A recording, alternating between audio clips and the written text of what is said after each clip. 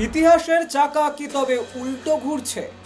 1998 সাল, যে কংগ্রেসের একনায়কতন্ত্র আর ধীর গতির প্রতিবাদে মমতা বন্দ্যোপাধ্যায়ের ঘাসফুল শিবিরের জন্ম হয়েছিল, আজ 28 বছর পর সেই ইতিহাসের চাকা কি তবে উল্টো ঘুরতে শুরু করেছে? 2026-এর বিধানসভা নির্বাচনে বিরাট পরাজয়ের ধাক্কা, আর তারপরই দলের ভেতরে প্রায় 60 জন বিধায়ক ও প্রায় 20 জন সাংসদের নজিরবিহীন বিদ্রোহ। তৃণমূল কি আজ সত্যিই খাদের কিনারায়? নমস্কার, আপনারা দেখছেন টাইমস নাও খবর। আমি সৌগত। দিল্লির অলিন্দে সোনিয়া ও রাহুল গান্ধীর সঙ্গে মমতার বৈঠক আজকের দিনে একটা বড় প্রশ্ন তুলে দিয়েছে। যে কংগ্রেস ছেড়ে বেরিয়ে এসে তিনি সাম্রাজ্য গড়েছিলেন, অস্তিত্ব বাঁচাতে আজ কি সেই কংগ্রেসেরই শরণাপন্ন হতে হচ্ছে তাকে? আজকের স্পেশাল এক্সপ্লেনারে আমরা বিশ্লেষণ করব মমতার রাজনৈতিক ভবিষ্যৎ কোন দিকে। পরিসংখ্যানটা রীতিমতো ভয় ধরানোর মতো। একদিকে বিদ্রোহী বিধায়করা ঋতব্রত বন্দ্যোপাধ্যায়কে বিরোধী দলনেতা করে নিজেদের আসল তৃণমূল হিসেবে দাবি করছেন, অন্যদিকে দিল্লির বুকে শতাব্দী রায় বা দেবের মতো গ্ল্যামারাস মুখগুলো আজ বিদ্রোহী শিবিরে। কিন্তু সবচেয়ে বড় ধামাকাটা ঘটিয়েছেন মমতার এতদিনের পুরনো সৈনিক, দীর্ঘদিনের বিশ্বস্ত সহযোদ্ধা কল্যাণ বন্দ্যোপাধ্যায়। সূত্রের খবর, তিনিও এবার নেত্রীকে চরম হুঁশিয়ারি দিয়ে স্পষ্ট ভাষায় বলে দিয়েছেন, হয় ভাইপো থাকবে, না হলে আমি। ভাবা যায়, যিনি যে কোনো সব পরিস্থিতিতে সংকটে দলের হয়ে সবচেয়ে কড়া ভাষায় ডিফেন্ড করতেন, সেই কল্যাণ বন্দ্যোপাধ্যায়ও সুপ্রিমোকে এমন চরম আলটিমেটাম দেন। তখন আর বুঝতে বাকি থাকে না যে দলের ভেতরের রাশ কতটা আলগা হয়ে গেছে।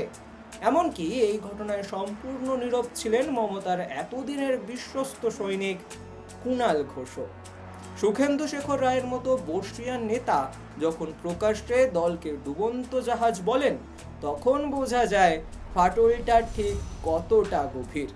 অভিষেক বন্দ্যোপাধ্যায় যখন সিআইডি জেরার মুখে আর দলের সেকেন্ড ইন কমান্ড হিসেবে কোণঠাসা, তখন মমতা বন্দ্যোপাধ্যায়ের সামনে দিল্লির কংগ্রেস নেতৃত্বের সঙ্গে হাত মেলানো ছাড়া আর কোনো জুৎসই বিকল্প আপাতত চোখে পড়ছে না।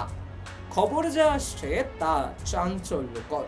সোনিয়া গান্ধী নাকি মমতাকে কংগ্রেসের জাতীয় সহ সভাপতি পদের প্রস্তাব দিয়েছেন, অর্থাৎ তৃণমূল কংগ্রেসের একটি উইং হিসেবে মিশিয়ে দেওয়ার পরিকল্পনা চলছে।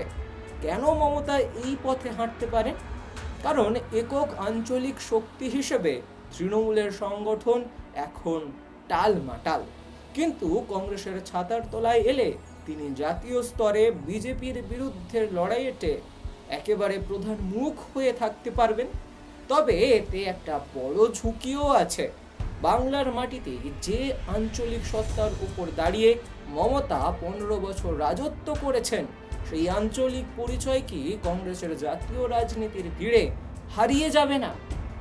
মমতার ভবিষ্যৎ এখন 3টি মোড়ে দাঁড়িয়ে। প্রথম মোড়টি রয়েছে একত্রীকরণ। কংগ্রেসে যোগ দিয়ে জাতীয় নেত্রী হিসেবে নিজের প্রাসঙ্গিকতা টিকিয়ে রাখা। 2 নম্বর রয়েছে তৃণমূলের লাইট ভার্সন। ভাঙনের পর অবশিষ্ট অনুগতদের নিয়ে কোনো মতে দল বাঁচানো, যা হয়তো অত্যন্ত দুর্বল শক্তিতে পরিণত হবে। 3 নম্বর মোড়টি রয়েছে, অর্থাৎ 3 নম্বর রাস্তা যেটি রয়েছে সেটি হলো পুনরায় ঘুরে দাঁড়ানো। মমতা বরাবরই লড়াকু নেত্রী। তিনি যদি মনে করেন এই বিদ্রোহীরা সব সুবিধাবাদী, তবে তিনি আবার রাস্তায় নেমে শূন্য থেকে শুরু করতে পারেন। যদিও এবারের লড়াইটা আগের চেয়ে অনেক বেশি কঠিন। মোদ্দা কথা হলো, মায়া নাকি বাস্তবতা? মমতা বন্দ্যোপাধ্যায় কোনটাকে বেছে নেবেন? নিজের তৈরি ঘাসফুলকে কি তিনি হাতের তালুর সুরক্ষায় সঁপে দেবেন, নাকি শেষ রক্তবিন্দু দিয়ে একক লড়াই চালাবেন? আপনাদের কি মনে হয়? কংগ্রেসে যোগ দিলে মমতা কি বাংলায় তার হারানো জমি ফিরে পাবেন, নাকি এতে তার আঞ্চলিক নেত্রী হিসেবে সত্তা আরও দুর্বল হবে?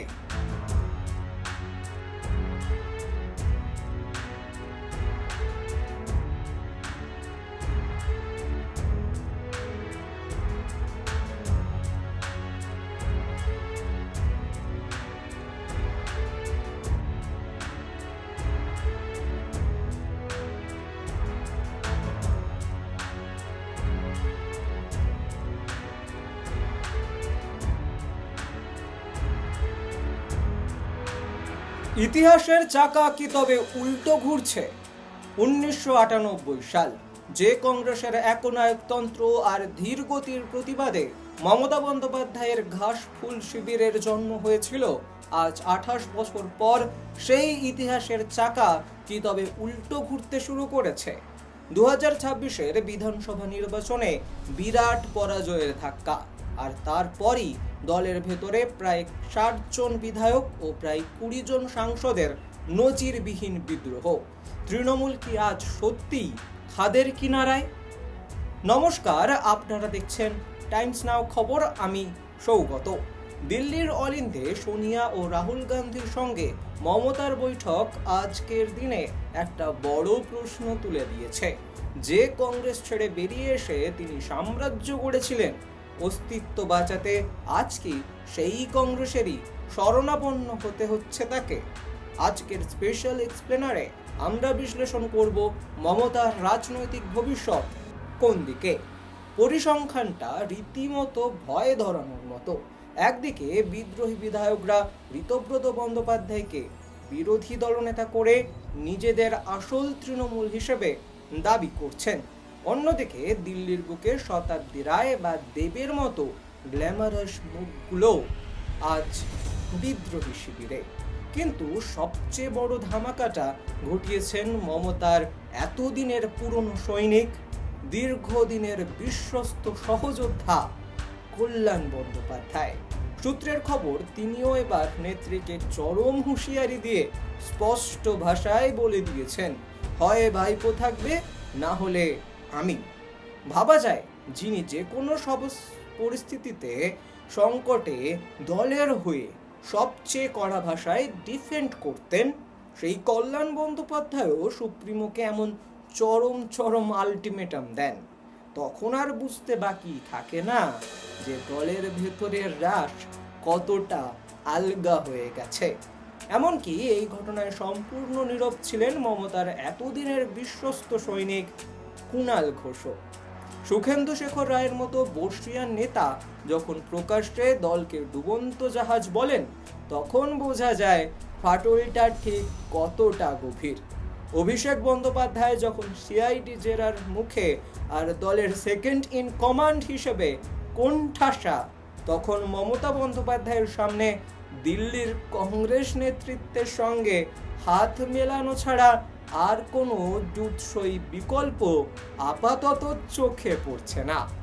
খবর যা আসছে তা চাঞ্চল্যকর। সোনিয়া গান্ধী নাকি মমতাকে কংগ্রেসের জাতীয় সহ সভাপতি পদের প্রস্তাব দিয়েছেন, অর্থাৎ তৃণমূল কংগ্রেসের একটি উইং হিসেবে মিশিয়ে দেওয়ার পরিকল্পনা চলছে। কেন মমতা এই পথে হাঁটতে পারেন? কারণ একক আঞ্চলিক শক্তি হিসেবে তৃণমূলের সংগঠন এখন টালমাটাল, কিন্তু কংগ্রেসের ছাতার তলায় এলে তিনি জাতীয় স্তরে বিজেপির বিরুদ্ধে লড়াইয়েতে একেবারে প্রধান মুখ হয়ে থাকতে পারবেন। তবে এতে একটা বড় ঝুঁকিও আছে। বাংলার মাটিতে যে আঞ্চলিক সত্তার উপর দাঁড়িয়ে মমতা 15 বছর রাজত্ব করেছেন, সেই আঞ্চলিক পরিচয় কি কংগ্রেসের জাতীয় রাজনীতির ভিড়ে হারিয়ে যাবে না? মমতার ভবিষ্যৎ এখন 3টি মোড়ে দাঁড়িয়ে। প্রথম মোড়টি রয়েছে একত্রীকরণ। কংগ্রেসে যোগ দিয়ে জাতীয় নেত্রী হিসেবে নিজের প্রাসঙ্গিকতা টিকিয়ে রাখা। 2 নম্বর রয়েছে তৃণমূলের লাইট ভার্সন। ভাঙনের পর অবশিষ্ট অনুগতদের নিয়ে কোনো মতে দল বাঁচানো, যা হয়তো অত্যন্ত দুর্বল শক্তিতে পরিণত হবে। 3 নম্বর মোড়টি রয়েছে, অর্থাৎ 3 নম্বর রাস্তা যেটি রয়েছে সেটি হলো পুনরায় ঘুরে দাঁড়ানো। মমতা বরাবরই লড়াকু নেত্রী। তিনি যদি মনে করেন এই বিদ্রোহীরা সব সুবিধাবাদী, তবে তিনি আবার রাস্তায় নেমে শূন্য থেকে শুরু করতে পারেন। যদিও এবারের লড়াইটা আগের চেয়ে অনেক বেশি কঠিন। মোদ্দা কথা হলো, মায়া নাকি বাস্তবতা? মমতা বন্দ্যোপাধ্যায় কোনটাকে বেছে নেবেন? নিজের তৈরি ঘাসফুলকে কি তিনি হাতের তালুর সুরক্ষায় সঁপে দেবেন, নাকি শেষ রক্তবিন্দু দিয়ে একক লড়াই চালাবেন? আপনাদের কি মনে হয়? কংগ্রেসে যোগ দিলে মমতা কি বাংলায় তার হারানো জমি ফিরে পাবেন, নাকি এতে তার আঞ্চলিক নেত্রী হিসেবে সত্তা আরও দুর্বল হবে? কমেন্ট করে আপনার মতামত জানান। আজ এ পর্যন্তই, দেখা হবে অন্য কোনো জরুরি খবর নিয়ে। ভালো থাকবেন, দেখতে থাকুন টাইমস নাও খবর।